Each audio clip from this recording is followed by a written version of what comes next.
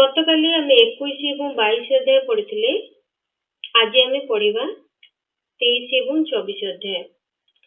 शिव नाम जप और भस्म धारण महिमा एवं त्रिपुंड्र देवता स्थान इत्यादि वर्णना।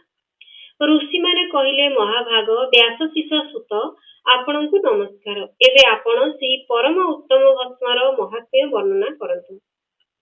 भस्म महात्म्य, रुद्राक्ष महात्म्य और उत्तम नाम महात्म्य ये तीनोटी विषय परम प्रसन्नता पूर्वक प्रतिपादन करी आम हृदय को आनंदित करंतु। सुत कहले महर्षिगण तुम्हें मैंने अति उत्तम कथा पचारिछ। यह समग्र विश्व पाई हितकारक विषय।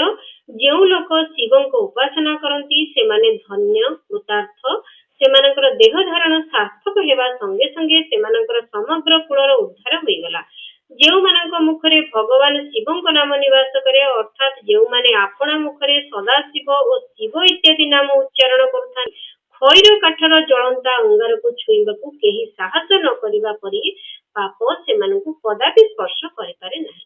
हे प्रभु शिव आपनकू नमस्कार। श्री शिवाय नमस्तुभ्यम। एपरी ध्वनि मुखरु बाहरिबा मात्रे सेही मुख सर्व पाप विध्वंसक पावन तीर्थ होई जाए। जो मनुष्य प्रसन्नता पूर्वक सेही मुखर दर्शन करे ताहाकू निश्चय तीर्थ सेवनर फल प्राप्त हुए। ब्राह्मण गण शिवंक नाम विभूति बा भस्म तथा रुद्राक्ष ए तीनोटी त्रिवेणी परी परम पुण्यप्रद। जेउठी ए तीनोटी शुभ वस्तु सर्वदा रहंती सेही स्थान को दर्शन करबा मात्रे मनुष्य को त्रिवेणी स्थानर फल मिल जाए। शिवंक नाम गंगा अटे, विभूति जमुना अटे एवं रुद्राक्ष को सरस्वती बोली कुआ जायछि। ए तीनोटी रे संयुक्त त्रिवेणी समस्त पाप नाश करिथाय।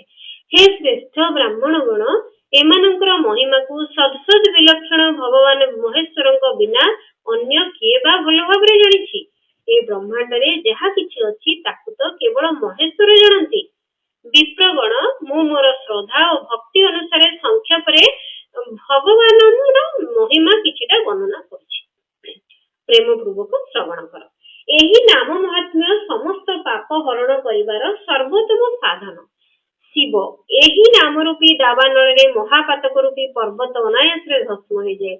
यह सत्य सत्य एथिरे संशय नाही।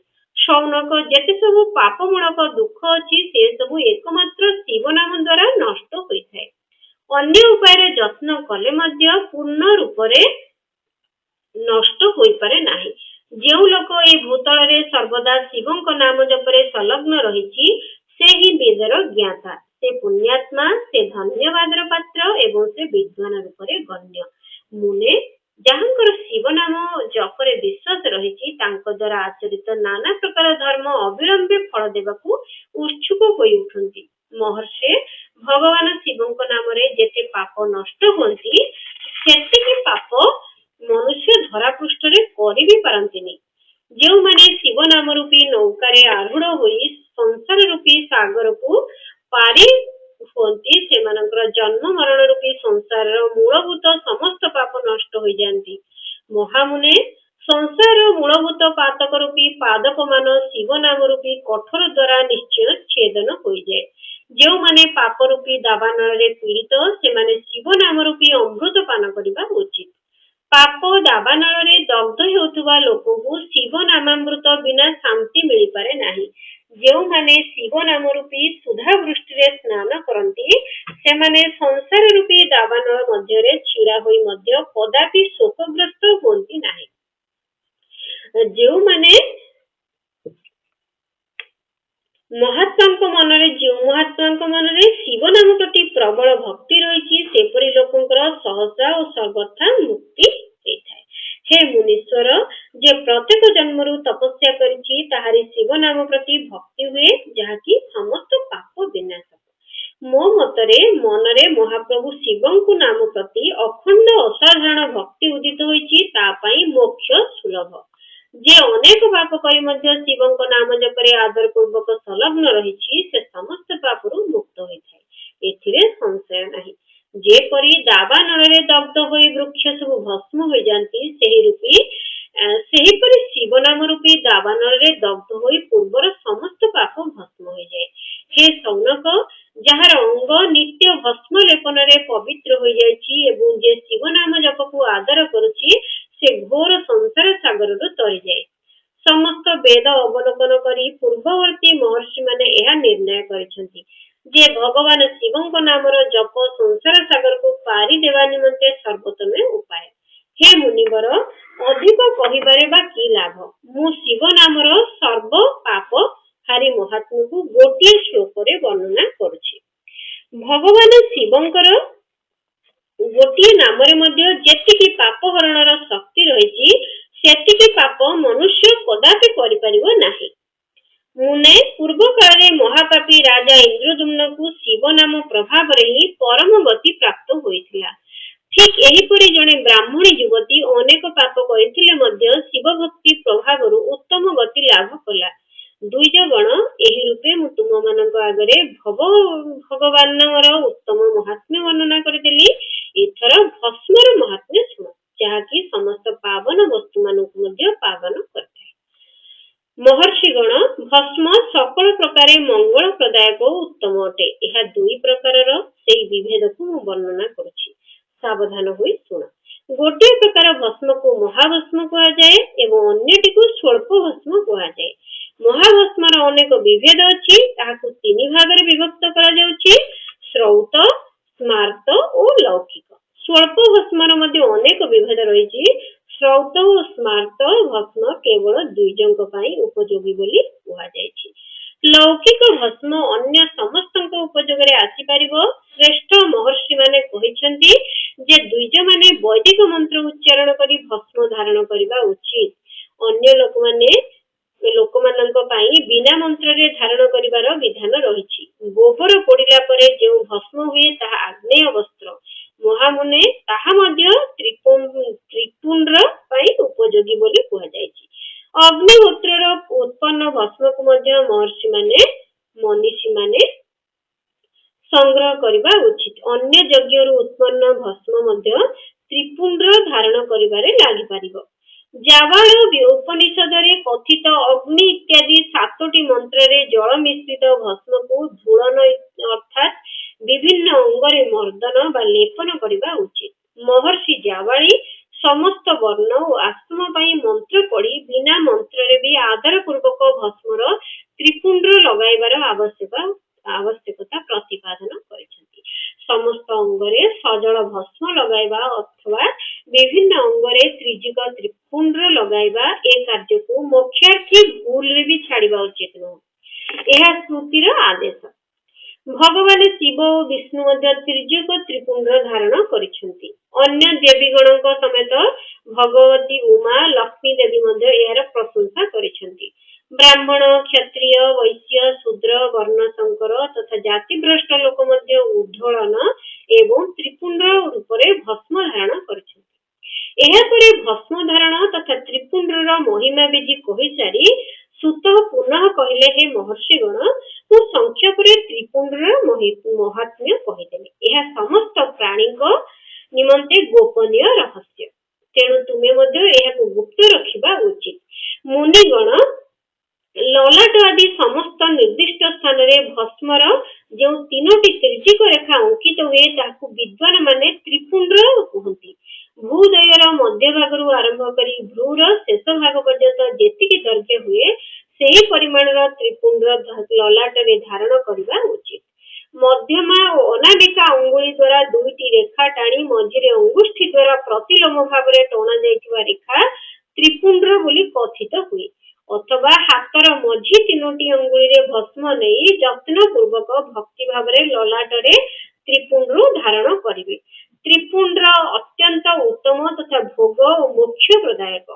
ତ୍ରିପୁଣ୍ଡ୍ରର 3ଟି ରେଖା ମଧ୍ୟରୁ ପ୍ରତ୍ୟେକରେ 9ଟି ଲେଖାଏଁ ଦେବତା ଅଛନ୍ତି, ଯେଉଁମାନେ ସମସ୍ତ ଅଙ୍ଗରେ ସ୍ଥିତ। ମୁଁ ସେମାନଙ୍କର ପରିଚୟ ଦେଉଛି, ସାବଧାନ ହୋଇ ଶୁଣ। ମୁନିବର ବୃନ୍ଦ, ପ୍ରଣବର ପ୍ରଥମ ଅକ୍ଷର ଅକାର, ଗୁହ୍ୟପତ୍ୟ, ଅଗ୍ନି, ପୃଥିବୀ, ଧର୍ମ, ରଜଗୁଣ, ଋଗ୍ବେଦ, କ୍ରିୟାଶକ୍ତି, ପ୍ରାତଃ ସେବନ ଓ ମହାଦେବ, ଏମାନେ ହେଲେ ତ୍ରିପୁଣ୍ଡ୍ରର ପ୍ରଥମ ରେଖାର 9 ଜଣ ଦେବତା। ଏକଦା ଶିବ ଦୀକ୍ଷା ପରାୟଣ ବ୍ୟକ୍ତି ଭଲ ଭାବରେ ବୁଝିବା ଉଚିତ। प्रणवर द्वितीय अक्षर उकार, दक्षिणाग्नि, आकाश, सत्वगुण, यजुर्वेद, मध्यम सेवन, इच्छा शक्ति, मध्यम दिन सवन, इच्छा शक्ति, अंतरात्मा और महेश्वर एमाने हेले द्वितीय रेखार 9 जण देवता। प्रणवर तृतीय अक्षर मकार, आहवनीय, अग्नि, परमात्मा, तमोगुण, द्विलोक, ज्ञान शक्ति, सामवेद, तृतीय सवन और शिव एमाने हेले तृतीय रेखार 9 जण देवता। एही रूपे स्थानर देवतांकु उत्तम भक्ति रे नित्य नमस्कार करी स्नानादि शुद्ध हेउथुवा व्यक्ति यदि त्रिपुंड धारण करे से भोग मोक्ष लाभ करे। मुनीश्वर गुणगण एमानकु समग्र अंगर स्थान देवता कुहा जाए। एबे एमानकर संबंधित स्थान विषय कहूची भक्ति पूर्वक सुन। 32, 16, 8 अथवा 5 स्थान त्रिपुंड को न्यास करिवे।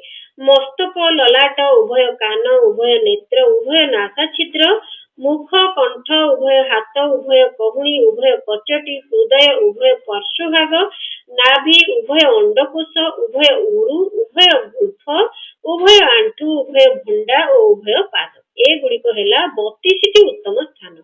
ए गुड़िकरे यथाक्रमे अग्नि, जल, पृथ्वी, वायु, 10 दिक्प्रदेश, 10 दिक्पाल तथा अष्टवसुंकर निवास स्थान।